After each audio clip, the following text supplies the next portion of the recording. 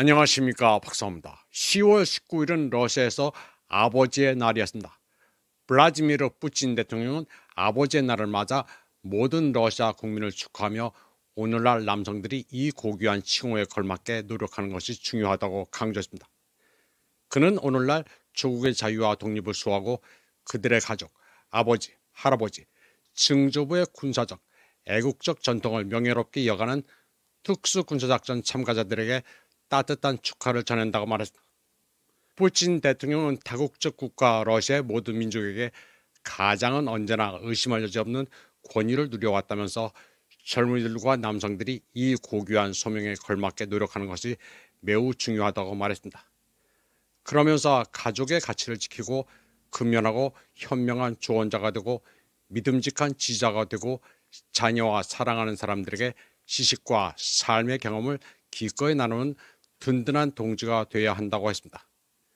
그는 아버지가 젊은 세대를 양육하고 모든 사람의 삶에 미치는 엄청난 역할을 강조하기 위해 제정된 이 멋진 명절이 사회적 지지를 받고 있어 기쁘다고 덧붙였습니다.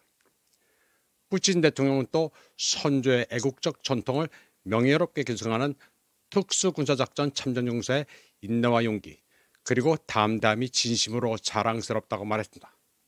푸틴 대통령은 전통적 가치의 중요성에 대해 자주 언급해왔습니다. 특히 발다이 클럽 연설에서는 러시아의 질서와 EU 국가의 혼란을 반복해서 대조한 바 있습니다. 그는 유럽 도시의 거리에서 무슨 일이 일어나고 있는지를 보라고 했습니다.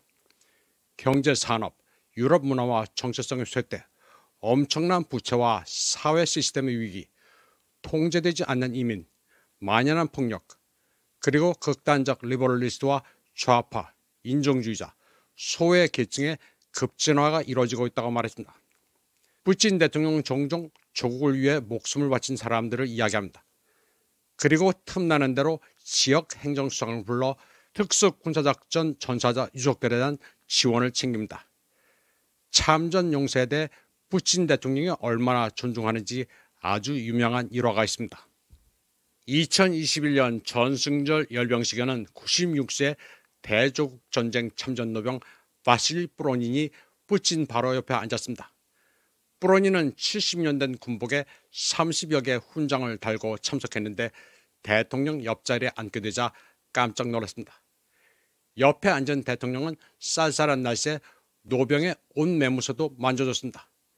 대통령이 직접 외투를 챙겨주자 미디어들이 대서특필했고 영웅 노병으로 떠올랐습니다.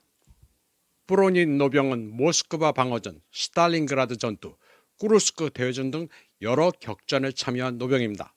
소련 해체 후 가난하게 살다 푸틴 대통령 집권 이후부터 연금과 복지 혜택을 받기 시작했습니다. 그리고 정부 보조금을 모아 40만 루블, 한화 700만 원 정도를 저축했습니다. 그런데 이 노병이 유명해지자 보이스피싱범이 그를 노렸습니다. 통장이 돈 세탁에 이용된 것 같으니 은행에 달려가 모든 돈을 인출해 자기네들이 알려준 통장으로 입금하라는 사기였습니다. 프로닌 노병은 영락없이 사기를 당했습니다. 그런데 회의 중 이 소식을 접한 푸틴 대통령은 격노했습니다. 96세 노병이 40만 루블을 사기당했다고 하자 테이블을 치면서 범인을 당장 잡아들이라고 명령했습니다. FSB를 시켜 200명의 특수부대를 동원해 닷새 만에 범인 2명을 검거했습니다. 범인들은 12년 징역에 재산 몰수형에 처해졌고 40만 루블은 노병에게 돌아갔습니다. 프로닌은 그 돈으로 낡은 집을 수리하고 TV도 한 대 샀습니다. 그리고 매일같이 대조국 전쟁 다큐멘터리를 본다고 합니다. 이후 관리들이 매년 전승절이면 찾아와 말벗 해주고 가사일을 도와줍니다. 프로닌 노병은 자신을 보살펴준 푸틴 대통령의 세심함에 조국이 자신을 기억해주고 있다면서 감개무량해했습니다. 그리고 젊은 시절 조국을 위해 목숨을 걸고 싸운 것이 헛되지 않았다고 말했습니다. 노병은 모스크바 방위전, 스탈린그라드, 쿠르스크에서 나치 독일군과 싸웠던 젊은 시절을 늘 떠올리며 흐뭇해하고 있습니다. 세대를 전승하는 이런 애국심은 러시아의 진짜 국력입니다. 이번 방송은 여기까지 하겠습니다. 시청해주신 여러분 감사합니다.